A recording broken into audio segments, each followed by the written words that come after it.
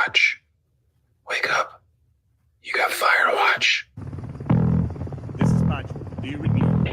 Be advised, you are coming in weak and unreadable. Say again, Com Tower. This is Pacho. Do you read me? Over. Pacho, this is Com Tower. I read you Lima Charlie. Com Tower. Request permission to launch and commence the field op. Over. Stand by. Pacho, permission granted. Say again, permission granted. Roger that. Launching podcast in 3, 2. You are now entering the field op with your host, Pacho Correa, Chief Warrant Officer 3, United States Marine Corps retired. Get some. Hurrah! Get some. All right. Happy Baby Friday, or Friday night's Eve, as I also like to call it. Anyways, who cares? The weekend is almost here. As you can see, we're back in the good old US of A. Apologies last week for not being able to come on the show. Things happened. We were on the go. We had a mobile Wi-Fi router that we had actually rented at the airport, but it didn't want to work that well during that week. But we got a good show for you today. We want to talk about 9/11. That was the premise, the show last week. But before we get all that stuff started, let's get all our sponsors out of the way. So this show is sponsored and brought to you by Primerica. Hey, this month September is the month, not only on the VA side, it's for mental health and suicide prevention, but for Primerica, it's also the month of life insurance month. So bottom line is, do you have life insurance? The way life insurance is supposed to work, or it works, is that in the event of an untimely event or death, that life insurance comes on to help the family basically get on with their lives. In your absence, because there's going to be a loss of income, loss of lifestyle, so that life insurance comes in and supplements, basically that missing income, and hopefully it won't change your family's lifestyle. In other words, they'll pay off the house, the mortgage, your funeral costs, and all the other things. So and it'll supplement all that stuff, so that way they can move on with their family, because a lot of us have had death in our family. Bottom line is, it takes a while for you to move on and get back to work and all that good stuff. So, because at the end of the day, GoFundMe is not the way people to support your family after you're gone. You're gone, they're the ones going to be left hanging. Anyways, enough on that. If you got more information, it's on the show link bio. Hit us up. We can talk to you, or they can talk to you a little bit more about it. And also, Castle Global Services is another sponsor. They got a bunch of products for your home and your residence. So if you need cable, phones, or even just some of the regular logistics, like if you want to take in credit cards, you want to put an alarm system, so on and so forth, they have it all at a great discount. Go ahead and go on the show link bio. Hit them up right there. If you want more information, shoot us a DM. We can point you in the right direction to them as well. And last but not least, this show is sponsored by the VA. Here's an awesome message from Mike Richmond. Hi, I'm Mike Richmond of the U.S. Department of Veterans Affairs with this message for veterans. Are you a veteran with a VA service-connected disability? Would you like to go on a hiking expedition and build camaraderie with other veterans who are facing similar mental health challenges? No Barriers Warriors organizes these hikes through the breathtaking mountains in western North Carolina. No Barriers helps veterans redefine their identity and purpose as they face past and present challenges. Their programs allow veterans to overcome physical and emotional boundaries, push through adversity, and step up to serve others. Their hiking experiences have changed thousands of lives for the better. No Barriers will soon be taking applications for its 2023 North Carolina expeditions. Email Marlene at nobarriersusa.org. That's Marlene at nobarriersusa.org. I'm Mike Richmond.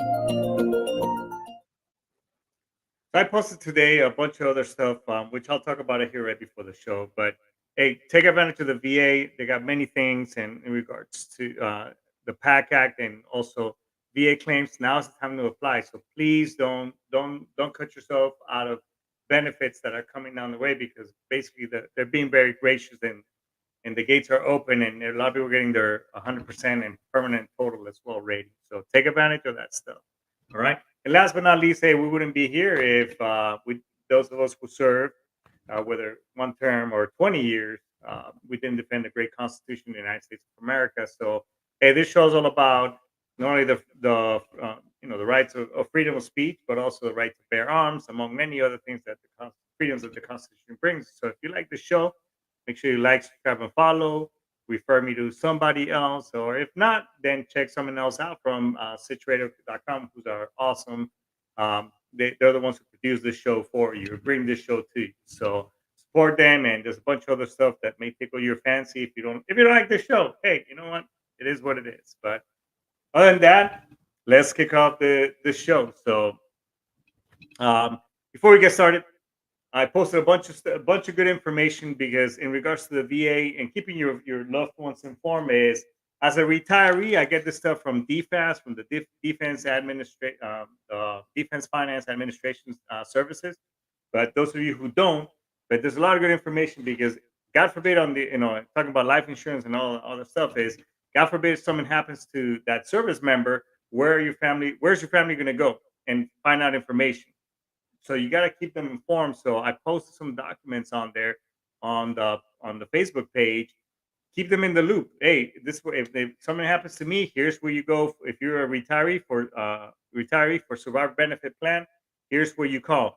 If you pass away, you want funeral services, whatever, have them call show them the number of the VA. Have something that in the event of a tragedy or whatever, that documents that they can go and get that information. But get them all prepared because shit happens, and you just don't want you're gone. You don't want to leave your family hanging dry. Is the bottom line. So communication is the key. I just want to get that out there. But it's all if you want that information, I can scan these documents and send me a DM. I'll send you all this information on a PDF. It's just that for whatever reason, the Facebook page won't allow me to post a PDF document on there. So whatever it is. But so let's talk about 9/11. Obviously, I wanted to do a show, in that week where I think it would have a little bit more of a punch or value. But when was the last time? I think we have. Yes, it's great that we have 9/11, and there's something that shows on. Hopefully, I was out of the U.S. But it's funny, on 9/11 in Japan, I was 13 hours ahead of here of the East Coast. But and on 9/11, I woke up in the morning and I knew I was like, hey, it's 9/11. It's kind of it hits a little bit closer. I, not just in the sense that obviously as an American, it affected all of us, but the fact that the cause and effect of after, excuse me, of what happened, obviously, that's when President George Bush declared war on terrorism, and it just led to a bunch of other events that got a lot of us deployed to Iraq, among many other, and on this never-ending deployments and so on and so forth. So and lost friends and whatever have you.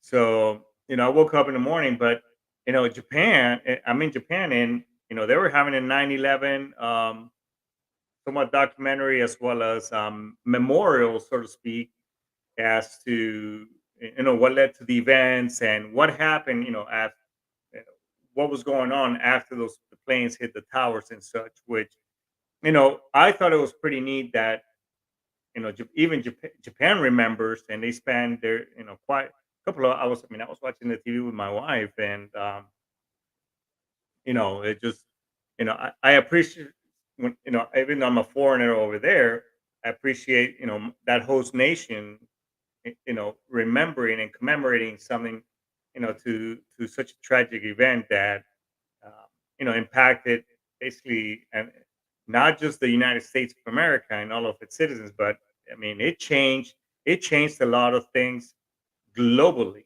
I mean, I can remember being able to go to the airport all the way to the terminal and say goodbye to people, hug them right before they left, all those things. I mean, you were able, there was just so many things that could be done that some people just that didn't care about the lives of others. They drastically changed the game for all intents and purposes. They changed the game and how we conduct ourselves at airports. I mean, having to take off your shoe, just a bunch of stuff. And if you're in another country, I mean, they take that shit even to the next level. I mean, it can be super frustrating, but that's where we're at. I mean, what else can you do to ensure that prevent some people don't bring anything harmful inside an aircraft that's thousands of feet up in the air, and then don't come crashing down, or individuals trying to take do what they did basically on 9/11. So it was crazy. I mean, that morning I was on. We were living on base housing. My kid's mom, and the kids were very tiny. My daughter, who's been on the show a couple of times, I mean, she was just barely walking. Um, still in diapers and everything. And I remember myself coming. I was on. I remember my neighbor, the Olivers. His wife. She came running into. I mean, I didn't see her, but all I heard was the bang on our back door that led to the backyard.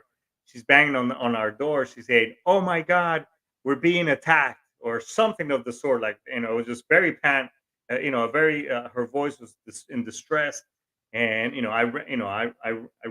I'm like, "What? Just turn on the TV." And I turned it on, and boom, the first airplane had hit the tower. And I got the timeline right here pulled up. Um, the first at 8:46 a.m. The first airplane hit the World Trade Center. So Flight 11 crashed into the World Trade Center, North Tower. And I mean, it just happened. I was like, "Oh my God, what is going on?" And then about 15 minutes later, Flight 175 crashes into the South Tower, and then the South Tower starts at 9:59. The South Tower of the World Trade Center collapses. I mean, it just and I'm just sitting there, standing up, glued, and my kid's mom were both there, like, "Oh my God, the world is fucking ending." I mean, I think as a service member, we know what the fine print is. We assume that risk where, hey, you're joining the service, some shit is gonna go wrong, and at some point in time, you may or you may not go to work. It happens because even prior to that, in the Saddam Hussein had a few years before, Saddam Hussein had put his troops back on the border. This is in the 90s, and I was in the barracks, and I remember somebody came and fetched me. Hey, they're looking for you as one of the mechanics who's got some experience. You're gonna get deployed to Kuwait. So the point I'm trying to make is that a lot of us don't really think like, oh yeah, whatever, it doesn't happen. Vietnam happened, Beirut, the attacks in Beirut happened. Blah, so when I joined in the late '80s, early '90s, around that time frame, uh, yeah, I knew as the Marine Corps and as the military, stuff may happen, but really, what is going to happen? Well, shit, here I am, years later, and I'm watching all this stuff. So I think a lot of us who are born and remember, those of us who actually got to see it, because my kids were born around that. My daughter was born right around that time, right before that. My son was a little bit older. He was around 5, 6 years old. So obviously, he wasn't watching the TV at that time, and I don't think he can remember. He's seen the videos, but those of us who actually can remember, recollect being there around that time frame, I mean, shit, it was pretty devastating, and it was in our memories. So for me, it has a little bit of a different message. Because obviously the other events that led up to it, it wasn't until years later too that as my unit, one of my units, and this one, as I was already getting ready to retire, I was one of our units. I was supposed to go on a deployment, but because of an injury and I had surgery, I couldn't deploy with the command. So I became the anti-terrorism force protection officer. ATFP is what they call it in the Marine Corps. It was very interesting because that one of the case studies that we did was the 9/11 cases, and but what we learned is, and this is something that I've always wanted to talk um, during the podcast. It's just other things have led to different topics and everything, but uh, as an anti-terrorism force protection officer, and one of the billets that I had in the military is that, and the things that we talked about is that, unfortunately, while we do remember certain events, 9/11 happens, oh, hey, remember, never forget, blah, blah, blah. A lot of us don't, and we're still very vigilant. Unfortunately, America as a whole, sometimes we somewhat let our guard down a little bit that, hey, this thing can happen again. So yes, while we do may have some things, at the airports and things like that, but we always need to be vigilant. We've seen already several of other events that have occurred in the past of people wanting to basically do harm here on our land, and at massive events. The Boston Marathon. I mean, that's another example right there. I mean, just many different things. But as I said, we were studying all these cases. Um, you know, there were events that even there were warnings, because one thing is that when it comes to terrorism and people who want to do harm, especially you know for wherever areas, that terrorists are very patient. So, in those of you who may recall, obviously, I'm dating myself here, but in the early '90s, they try to bring down the towers before that. There was a van. They tried to do it with a van full of bomb, obviously full of explosives, but unfortunately, it wasn't done. And the attempt was somewhat, they caught the guys before it actually happened. So obviously, so there's when something like this is going to happen again. This is based on a course that I attended when I was doing this job, this additional job. Is that there's always a trial and error, a dry run, as they call it, to see what is it, and to learn, tac, techniques, tactics, and protocols or procedures, basically TTPs. I think I'm saying the acronym, or I think I'm fudging it here and there, but anyways, there's a trial and error, a dry run. Okay, let's see if this works. If not, we'll learn what's going to happen after that. So obviously, the van didn't work, and I think the explosion wasn't, it was damaging, but it wasn't that bad.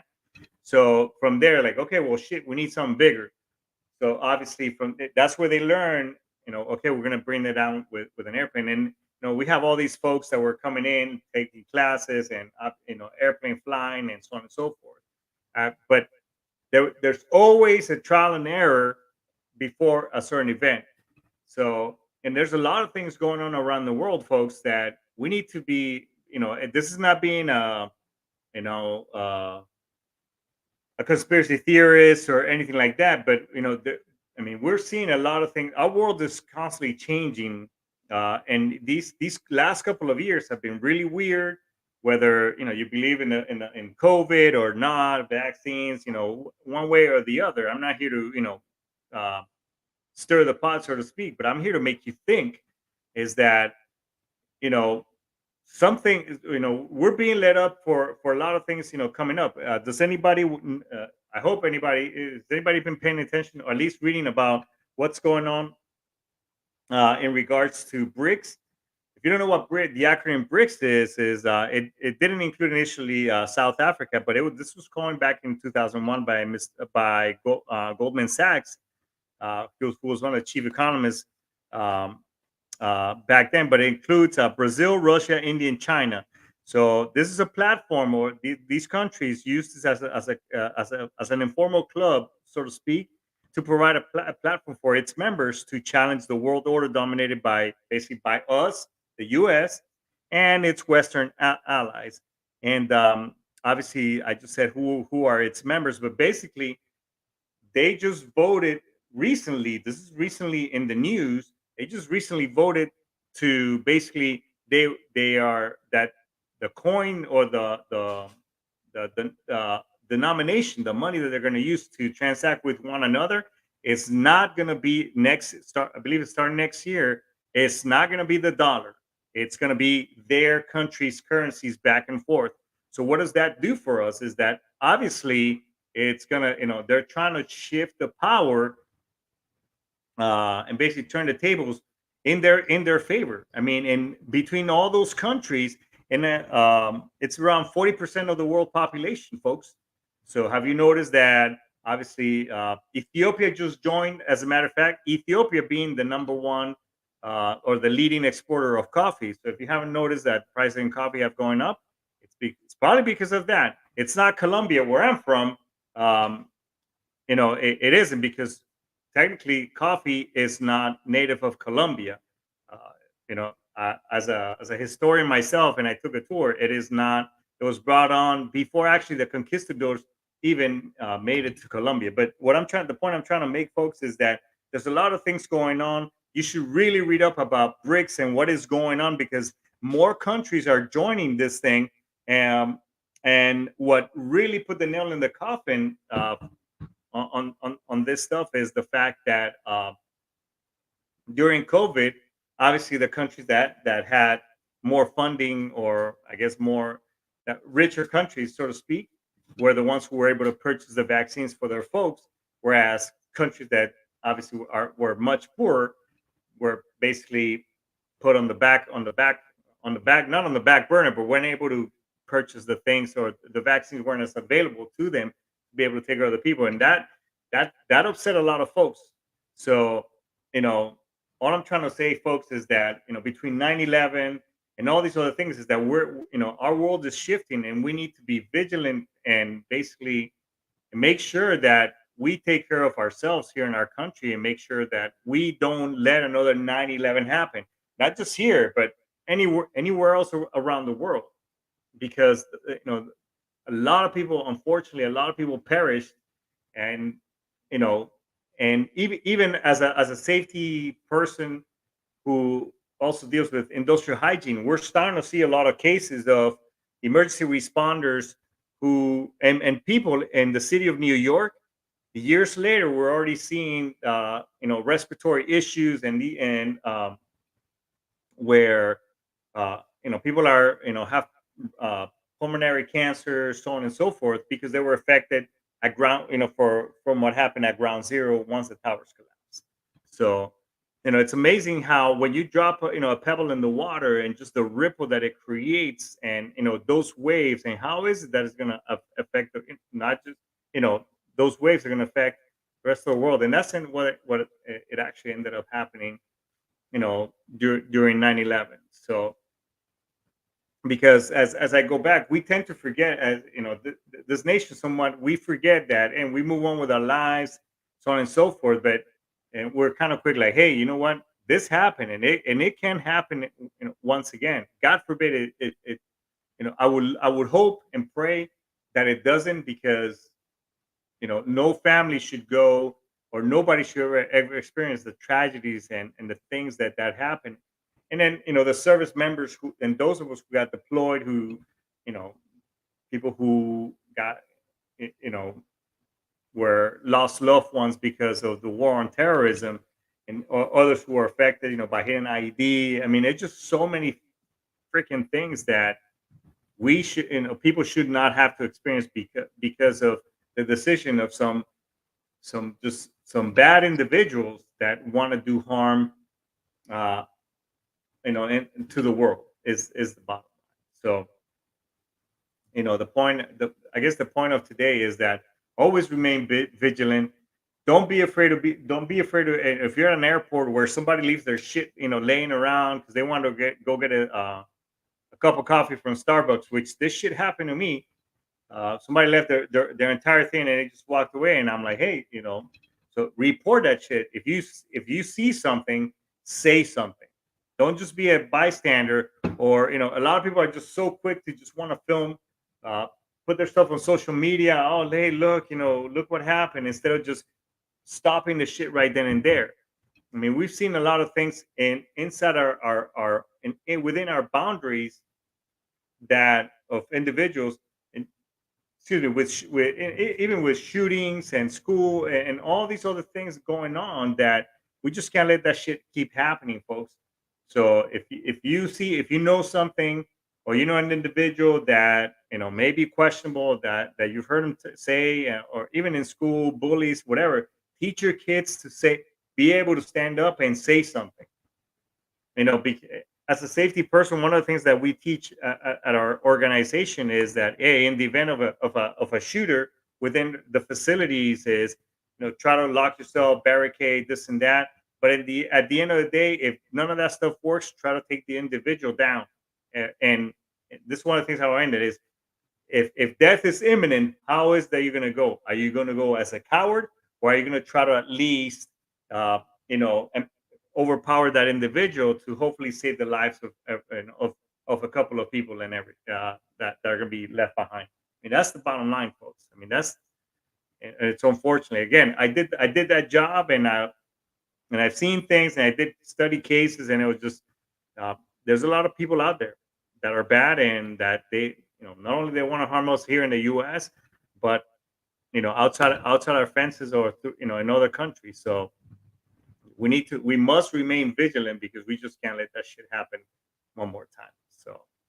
So that's pretty much today. I want to basically give a shout out to, and just remember, not just, obviously, let's remember the folks that, and the folks and the people of the city of New York, and the folks that were affected by the, when the Twin Towers fell. But also, let's remember the folks who were inside those airplanes, and the ones that actually fought and were able to, in Pennsylvania, when the flag was able, before it actually hit something else.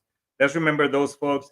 And then those service members who as well as lost their lives and were truly affected, or are now living with the scars, not just PTSD, but in addition to physical scars, they lost body parts and all those things. But let's give thanks to those folks, but also remember the individuals that passed away and were affected, and the families as well. So that would be what I would ask of you, not just during that special, that commemorative day, but all the time. I mean, let's not forget what happened, and ensure that their deaths weren't for nothing.